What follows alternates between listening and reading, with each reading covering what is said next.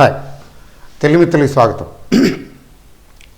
Market కూల్గా స్మూత్గా ఈరోజు ఒక గంటన్నర వరకు ఎలాంటి చడి చప్పుడు లేకుండా, ఆ తర్వాత మెల్లిమెల్లిగా కొద్దిగా తగ్గుతూ, ఏమాత్రం చడి చప్పుడు లేకుండా అంటారు కదా, కూల్గా కొద్ది తగ్గుతూ ఇంటెన్సిటీ పెంచి లాస్ట్ 1.5 అవర్స్లో చాలా వాలటైల్గా తయారైంది. ఎట్లా తయారైందంటే, సింపుల్గా చెప్పాలంటే 13,200 చిల్లరకు వచ్చేసింది. High 500 points down. అయితే మళ్ళీ అక్కడి నుంచి రికవర్ అయిపోయి దగ్గర 150-200 పాయింట్లు రికవర్ అయిపోయింది. చూస్తూనే మళ్ళీ మరొకసారి అంటే మళ్ళీ కూల్గా మళ్ళీ పడేశారు. అంటే ఈరోజు మార్కెట్ టెర్మినల్ ముందు కూర్చొని చూసే వాళ్ళకి అర్థమై ఉంటుంది. ఏమిటంటే, ఏమాత్రం రికవర్ అవుతుంటే, రికవర్ అయ్యే పొజిషన్కి వస్తే కాస్త రికవర్ అవగానే మళ్ళీ కొట్టుపడేస్తున్నారు. రికవర్ అయితే కొట్టుపడేస్తున్నారు. అంటే ఒక స్థాయిలో పడేసిన తర్వాత, సెల్లింగ్ వచ్చిన తర్వాత ఏమైందంటే, పెరిగినప్పుడల్లా పడేశారు. అంటే రెస్పాన్సివ్ సెల్లింగ్ వచ్చింది. అంటే పెరగనవలేదు, కూల్గా అలా తగ్గిస్తూ దగ్గర 430 పాయింట్లు down. Single day down 430 points approximately. అంటే ఇది ఈ మధ్యకాలంలో మనం ఇట్లా చూడలేదు. ఎప్పుడన్నా 200, 250, 300 పడిందిలేండి ఆ మధ్యన ఎప్పుడు. కానీ ఒక్కసారి 400 పాయింట్లు, 400 ప్లస్ 430 పాయింట్స్ రేంజి తగ్గటం ఆఫ్టర్ మే 2020 మే తర్వాత ఇదే. లక్కీగా ఏంటంటే బాగా పెరిగిన తర్వాత తగ్గుతున్నది. మేలో ఏముంది, ఇండెక్స్ 10,000 రేంజ్లో ఉంది, ఇప్పుడు 13,000 రేంజ్లో ఉంది. అందుకని తగ్గిన పెద్ద ఏమీ మనం కంగారు భయపడం. ఈవెన్ ఆల్ టైమ్ అంటే ప్రీవియస్ హై కంటే హైలోనే ఉంది. ప్రీవియస్ హై అంతా 12,400 కదా, ఇప్పటికీ 13,300 అంటే దగ్గర ఇంకా 1000 పాయింట్ల పైన ఉంది. అంటే there is a lot of cushion. ఇంకొక 500-600 పాయింట్లు తగ్గినా పెద్దగా తగ్గినట్లు అనుకోవాల్సిన అవసరం లేదు. 13,000కు దిగువకు వస్తే కొంచెం సెల్లింగ్ ప్రెషరు ఎక్కువ అవుతుంది తప్ప దీనికి ఇండెక్స్కి డోకా ఏం లేదు. అయితే ఈ నేపథ్యంలో తగ్గటమే కానీ పెరగటం లేదు. అసలు వెనక్కి తిరిగి చూడలేదు. చూడండి, ఓఎన్జీసీ 10%, 9%, 9 to 10%, వేదాంత 10%, ఇలాగా 8%, 9%, ఐఓసి ఈ మధ్యకాలంలో పెరిగిన ఉన్నాయి కదా, ఆయిల్ అండ్ గ్యాస్ బేస్డ్వి. తర్వాత metals, Vedanta, Hindalco, you name it and you have it. ప్రతిదీ 6%, 7%, 5%గా. బజాజ్ ట్విన్స్ 4% ప్లస్, అంటే 4% పైన తగ్గాయి. ప్లస్ అంటే పెరిగాయని కాదు. SBI 6%, one day batting. ఇట్లా పడేటప్పుడు అట్లాగే పడతాయి. ఇంకోటి ఏంటంటే, మనకు తెలిసిన విషయమే కదా, ఏమిటది, తగ్గేటప్పుడు చెప్పి తగ్గదు, పెరిగేటప్పుడు మాత్రమే చెప్పి పెరగచ్చు. చెప్పి పెరుగుతుందని కాదు కానీ ఛాన్సెస్ ఉన్నాయి.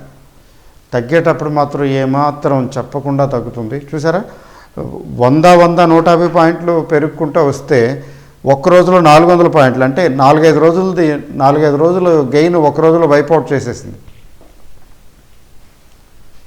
అంటే మీకు చెప్పాను కదా, మీరు వీకెండ్ రివ్యూ చూసే ఉంటారు. లేకపోతే ఒకసారి చూడండి మీకు ఐడియా కోసం. పెరుగుతూ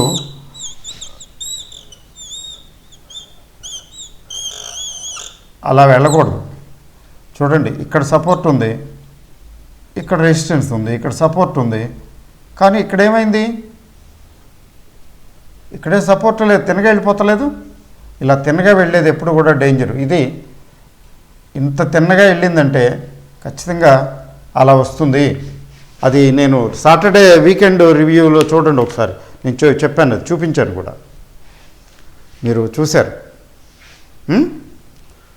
అంతే, అందుకనే కరెక్షన్ వచ్చింది. ఆ కరెక్షన్ మీకు చూపిస్తాను, ఇందులో ఉంది. నేను ఇందులో చూడండి. Okay, you are able to see Nifty అండి. ఇది ఈరోజు చూడండి, స్ట్రైట్కి వెళ్ళింది కదా ఇక్కడి నుంచి. ఒక్కసారి దబేల్మని పడిపోయింది. ఎక్కువగా పడింది. ఎక్కువగా ఎందుకు పడింది అంటే మరి అంతే, ఎక్కువగా తగ్గింది కదా, పెరుగుతూ వచ్చింది కదా, అందుకని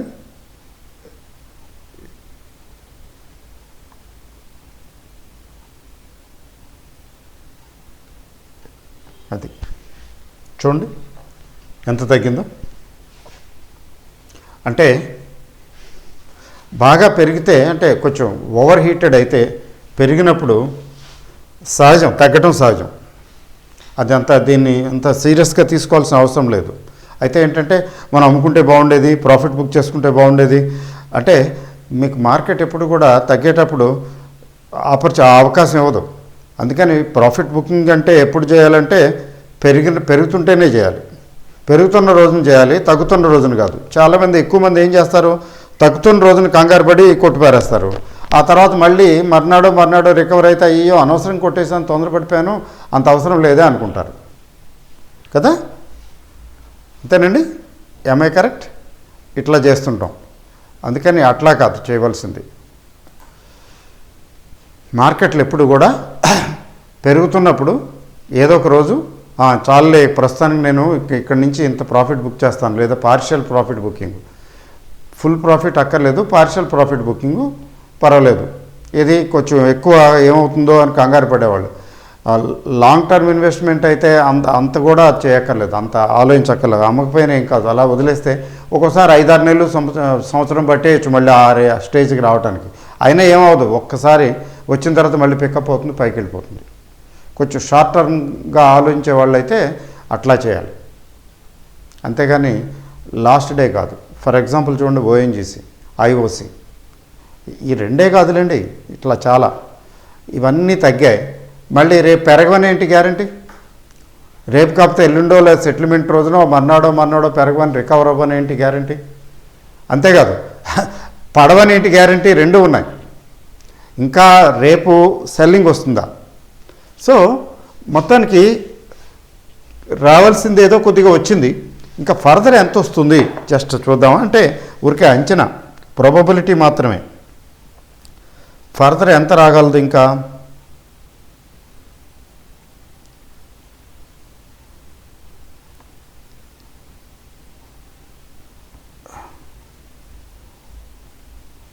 కొంచెం అంటే ఒకసారి డబేల్మని గ్యాప్ డౌన్ అయితే మనం ఏం చేయలేము అనుకోండి. గ్యాప్ డౌన్ అయితే మనం ఏం చేయలేం. గ్యాప్ డౌన్ కాకపోతే ఎక్కడి వరకు పాసిబిలిటీ అంటే రెసిస్టెన్స్, ఇంకేం రెసిస్టెన్స్ ఉంటుంది గ్యాప్ డౌన్ అయితే? 13,160 అనుకుందాం. నెక్స్ట్ అంటే 13,160 దగ్గర అది ఆగకపోతే, ఇంకా దిగొచ్చేస్తుంటే మళ్ళీ 13,020, 13,030, ఇంకా ఆ తర్వాత ఇంకా వెళ్ళొద్దులేండి, అంతవరకు చాలు.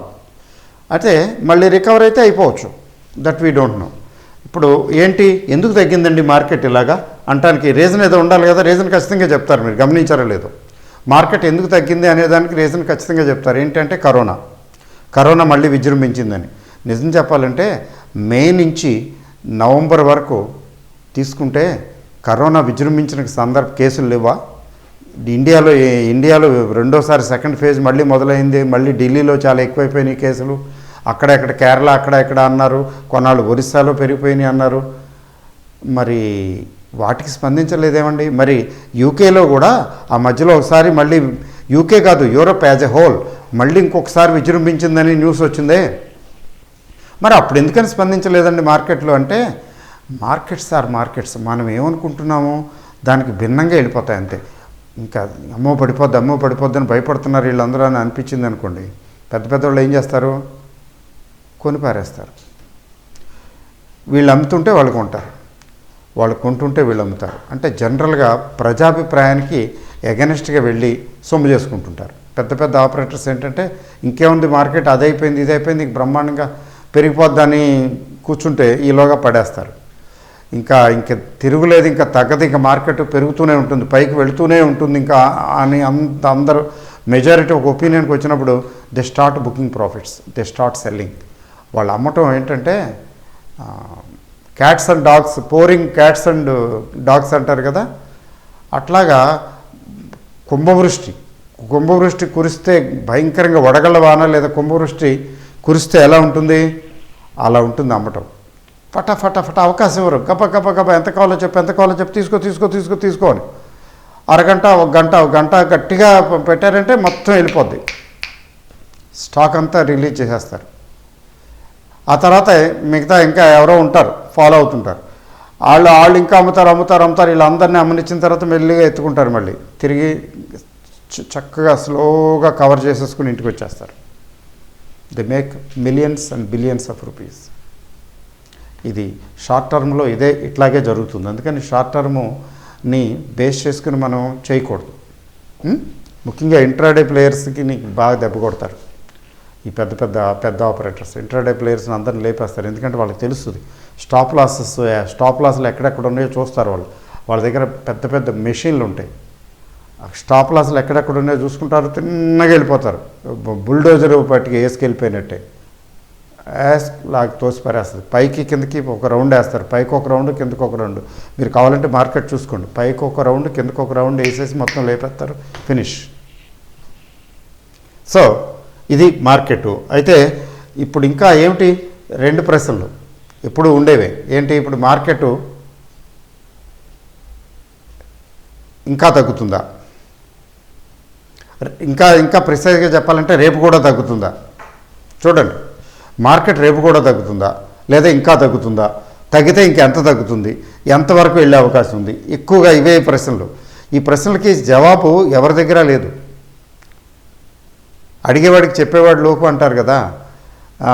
అయితే ఏదో ఒకటి చెప్పాలి, చెప్పకపోతే ఈయనకి ఏం తెలీదు అనుకుంటారేమో అని చెప్పి ఏదో చెప్పేయాలి. చూసారా, ఈయనకేం తెలీదు, నాకు తెలీదు, ఈయనకి తెలీదు, ఆయనకి నాకు తేడా ఏముంది అయితే, అందుకని ఏదో చెప్తుంటారు. సిన్సియర్లీ స్పీకింగ్ నన్ను అడిగితే దీనికి జవాబు మాత్రం నాకు తెలియదు అనేది అప్రోప్రియేట్ కరెక్ట్ జవాబు. అయితే ఊరికే సర్కమ్స్టాన్సెస్ని బట్టి డెవలప్మెంట్స్ని బట్టి మనం గెస్ట్ చేస్తాం, ఊరికే ఉండలేం కదా, ఊసిపోక ఏదో గెస్ట్ చేస్తాం. ఫర్ ఎగ్జాంపుల్ ఏంటి, ఇప్పుడు నంబర్ 1 మీ ఆప్షన్ చైన్ తీసుకున్నట్లయితే అది పెద్దగా చెల్లించలేదు, నో డౌట్ ఎఫెక్ట్ అయింది, మార్కెట్ భయంకరంగా పడిపోయింది, అసలు ఈరోజు పెరగనివ్వలేదు, పెరుగుతున్నప్పుడల్లా పడేశారు, పెరుగుతున్నప్పుడల్లా కొట్టారు, పెరుగుతుంటే కొట్టేశారు, పెరుగుతుంటే అమ్మేశారు, అట్లా అమ్ముతూ ఏమాత్రం పైకి వెళ్ళనివ్వలేదు మార్కెట్ని. ఒక స్టేజ్లో 200 చిల్లరకు వచ్చేసింది, అంటే 500 పాయింట్లు, 500 పాయింట్లు డౌన్ అంటే చిన్న విషయం కాదు. That's okay. అయితే ఆప్షన్ చైన్ ప్రకారం అయితే పెద్దగా తగ్గటానికి అవకాశం లేదు, నంబర్ 1. మరి ఆప్షన్ చైన్ నమ్ముకుని నానబోసుకున్నట్టు ఆప్షన్ చైన్ నమ్ముకుని వెళ్తామా అంటే no, there is no guarantee, there is nothing like that. ఎందుకని అంటే ఆప్షన్ చైన్ నమ్ముకుని వెళితే చాలా ప్రమాదం. ఎందుకు ప్రమాదం అండి అంటే అది సడన్గా మారిపోతుంది. వాలటైలిటీ ఇండెక్స్ లాంటిది,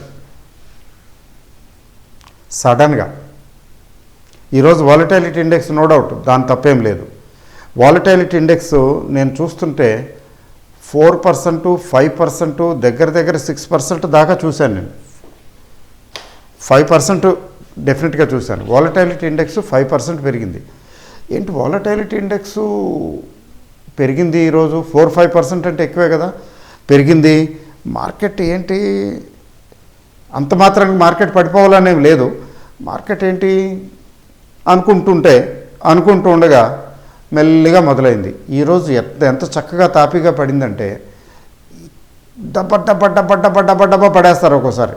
అలా కాదు, డబ్బా పడేయలేదు, కొద్దిగా పడేయటం, ఈలోగా కొంచెం భయంగా రావటం, మళ్ళీ పైకి వెళ్ళటం. ఎందుకంటే పీక్లో ఉంది కదా, ఊరికే టెంపరీ, ఊరికే అలా వస్తుందిలే, ఇంకా తగ్గింది కొనేస్తాను, ఇంకా తగ్గదులే అనుకుంటారు కదా, అలా మళ్ళీ కొంచెం భయం రావటం, పైకి రావటం, మళ్ళీ పడేయటం, అలా కొద్దిగా చేసుకుంటూ ఒక స్టేజ్లో విశ్వరూపం చూపించారు కూల్గా.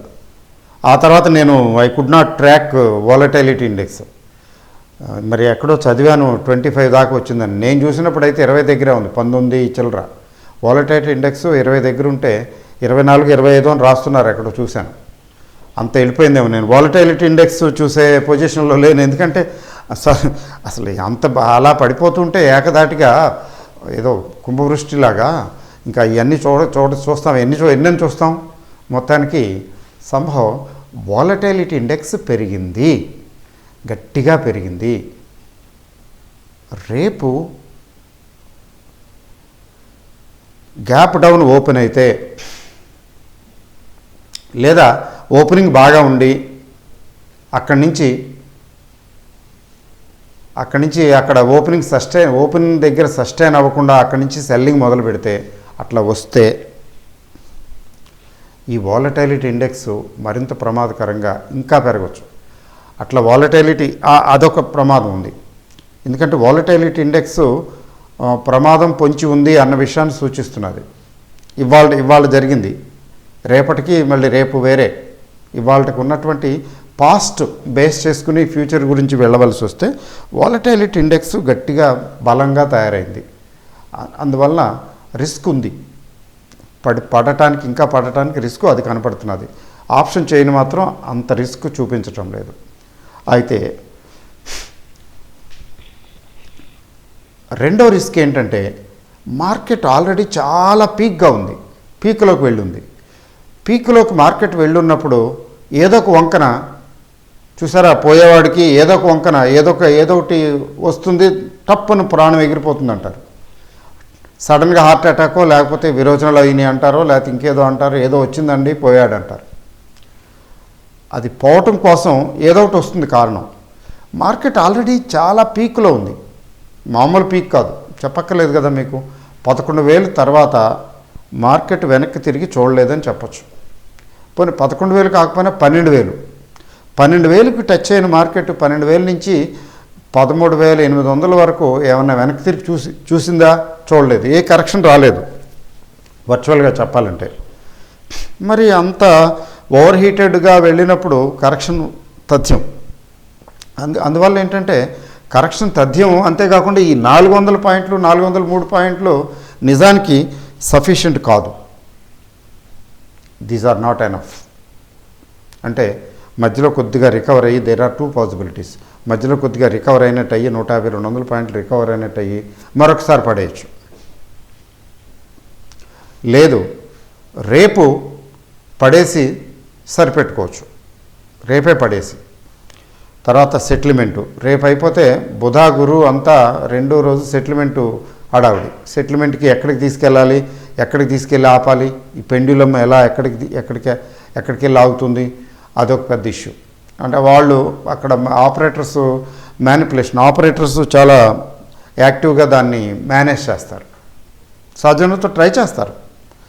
కాబట్టి ఇప్పుడు ఏంటి కంక్లూజను? వాలటైలిటీ ఇండెక్స్ ప్రకారం అయితే రిస్కే, డౌన్వర్డ్ రిస్క్ ఇంకా ఉంది.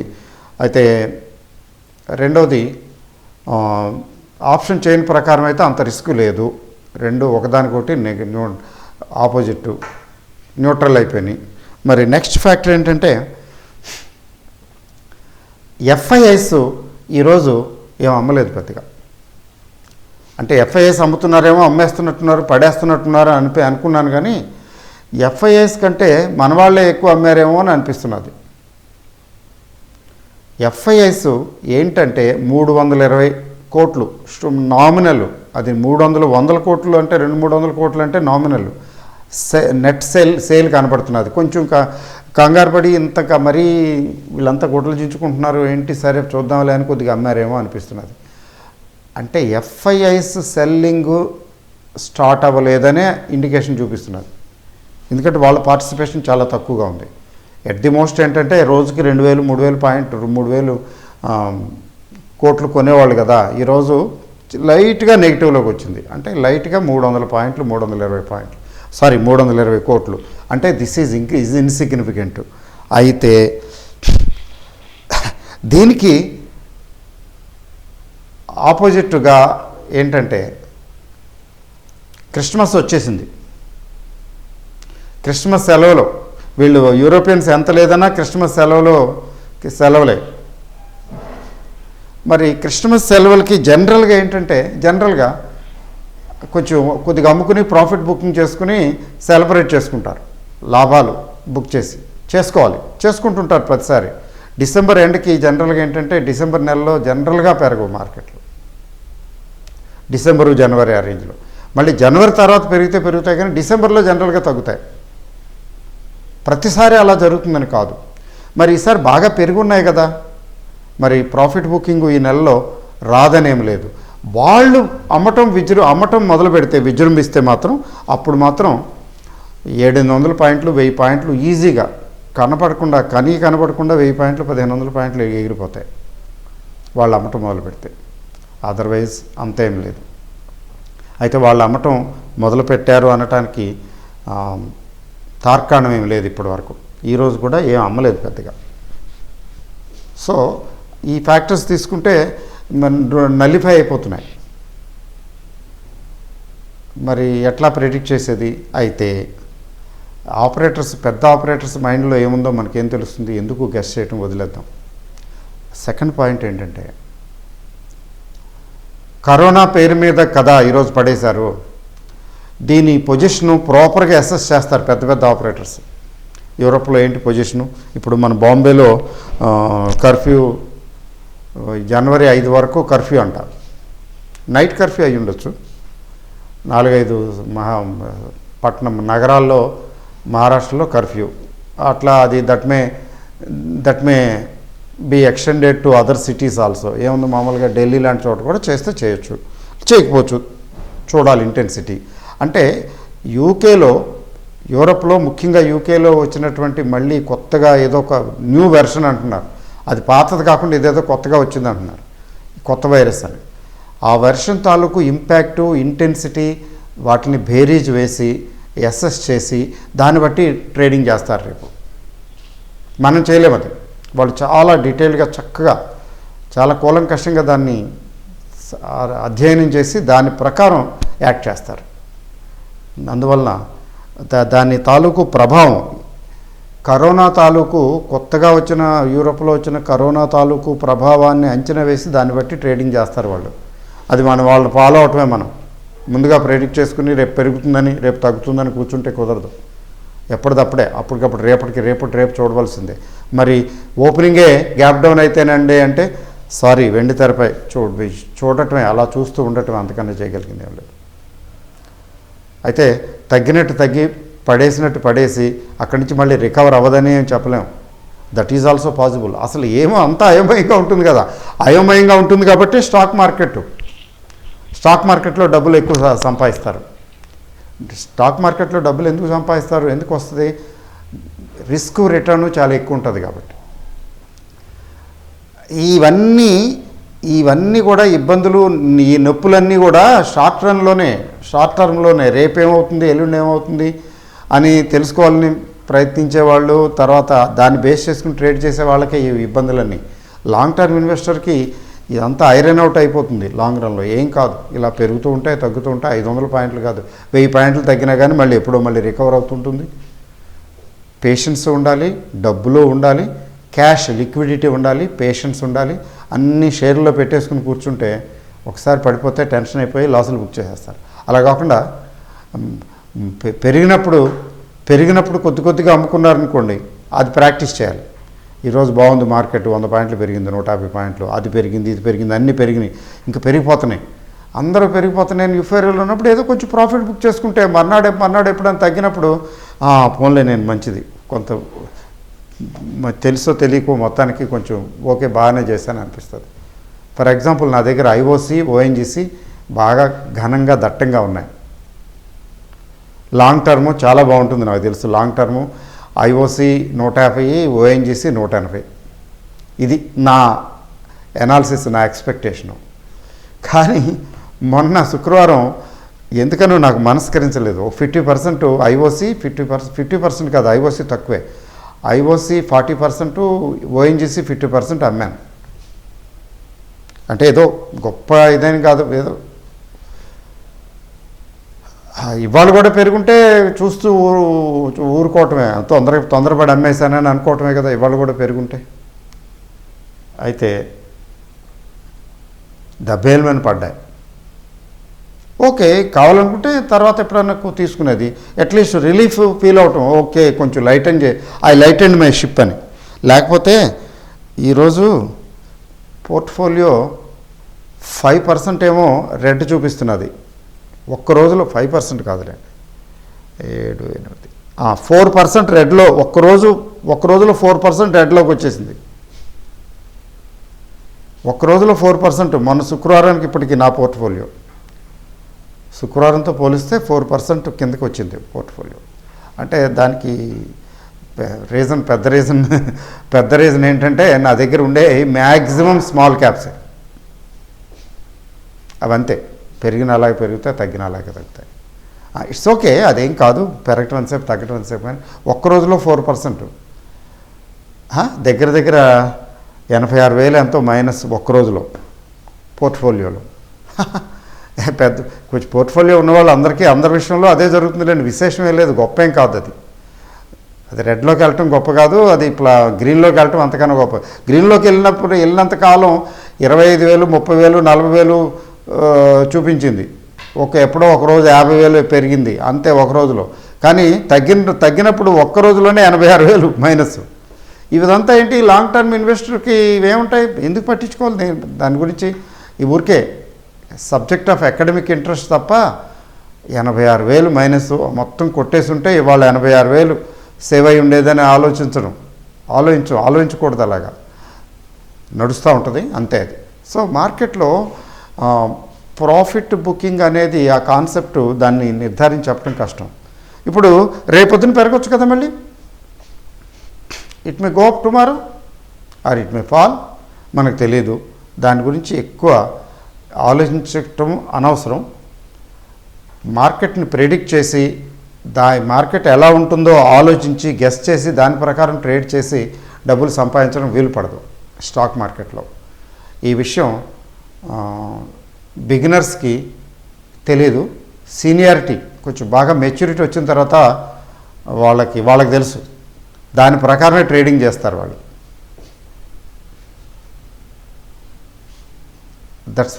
That's how they make money. అట్లాంటి వాళ్ళు టోటల్గా 5 to 10% ఉంటారు టోటల్ పాపులేషన్లో. అంటే టోటల్ ట్రేడింగ్ పాపులేషన్లో 5 to 10% మాత్రమే ట్రేడింగ్లో డబ్బులు సంపాదించుకుంటారు. వాళ్ళు ఏమిటి చేస్తారు అంటే, రేపు ఏమవుతుంది, మార్కెట్ పెరుగుతుందో తగ్గుతుందో అనే విషయంలో రిజర్వ్డ్గా ఉంటారు. చూద్దామని ఉంటారు. అంటే ఒకవేళ పొజిషనల్ ట్రేడ్లు చేసినా ఎట్లా ఉంటారంటే, రేపు తగ్గితే ఏంటి నా పరిస్థితి, రేపు పెరిగితే ఏంటి నా పరిస్థితి, అది చూసుకుని దాన్ని బేస్ చేసుకుంటారు ట్రేడింగ్. ఓకే, సో మార్కెట్ గురించి రేపు ఎలా ఉంటుందనేది మనం చెప్పలేం. కానీ ఫైనల్గా క్లోజ్ చేసే ముందు ఏంటి నేను చెప్తున్నానంటే, ఇప్పుడు ఇది ఇష్యూ యూరోపియన్ మార్కెట్లో, అంటే యూరోప్లో ఇదైంది అనుకున్నాం కదా. అమెరికన్ మార్కెట్లు కొంచెం రెడ్లోనే నడుస్తున్నాయి.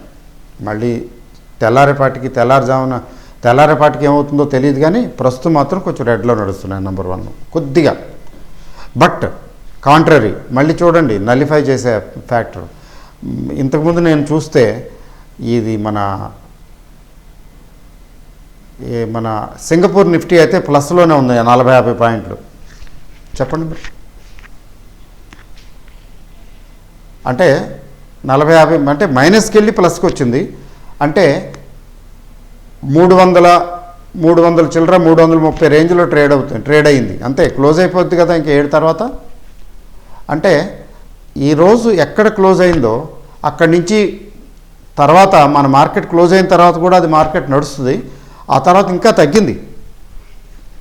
ఆ తర్వాత ఇంకా దగ్గర 100 పాయింట్లు తగ్గినట్టుంది, 100 పైనే తగ్గి మళ్ళీ రికవర్ అయిపోయింది. అంటే దగ్గర ఈరోజు ఎక్కడ క్లోజ్ అయిందో దాదాపు అక్కడే ఉన్నట్టు వినికిడి. కాబట్టి Singapore Nifty is not signifying anything, it's not giving any indication. పెరగలేదు తగ్గలేదు అని చెప్పాలి. ఎక్కడున్నామంటే అక్కడే ఉన్నాను అన్నట్టుగా ఉంది ఇప్పుడు సింగపూర్ నిఫ్టీ. ఈ 13,300 రేంజ్లోనే ఉంది. అయితే రేపు ఓపెనింగ్ ఉత్కంఠతో చూడవలసిన విషయం, సస్పెన్స్ థ్రిల్లర్. చిన్నప్పుడు డిటెక్టివ్ నావెల్స్ అని ఉండేవి, అవి చదవద్దు అనేవాళ్ళు. దొంగచాటుగా చదివేవాళ్ళం ఆ డిటెక్టివ్ నావెల్స్ని. పెద్దవాళ్ళు చూస్తే ఎవరిని చూస్తే తిడతారు, కొడతారని, ఎడిక్ట్ అయిపోతారనే ఉద్దేశం వాళ్ళు. ఆ డిటెక్టివ్ నావెల్లో ఏంటి వాటి స్పెషాలిటీ అంటే అంతా సస్పెన్సే, నెక్స్ట్ మూమెంట్ ఏమవుతుందో తెలియదు. అలాగే స్టాక్ మార్కెట్ కూడా అంతే, everyday is a new situation. రేపు ఏమవుతుందో తెలియదు, ఎంత సస్పెన్స్, ఎంత ఇదిగా ఉంటుంది. మార్కెట్ ఓపెన్ అయ్యే వరకు ఉత్కంఠత, ఏంటి ఏమవుతుంది అనేది. That is the speciality of stock market. So market పెరుగుతుందా తగ్గుతుందా అనే దాని మీద ఎక్కువ ఆలోచించకుండా హాయిగా పడుకోవటం, తిని. తగ్గితే తగ్గుతుంది, పెరిగితే పెరుగుతుంది, తగ్గినా పెరిగినా ఓకే. అలాంటి సమతౌల్య స్థితిలో మనం ఉండాలి. అది ఉన్నప్పుడు మార్కెట్లు రోజు పెరుగుతూ ఉంటాయి, తగ్గుతూ ఉంటాయి, ఇవన్నీ మామూలే. ఇవాళ తగ్గింది, yes, it's a fact, we accept. రేపు పెరుగుతుంది, వీ యాక్సెప్ట్. లేదు పడిపోతుంది, స్టిల్ వీ యాక్సెప్ట్. ఓకే అండి. So all the best, thank you very much, good night.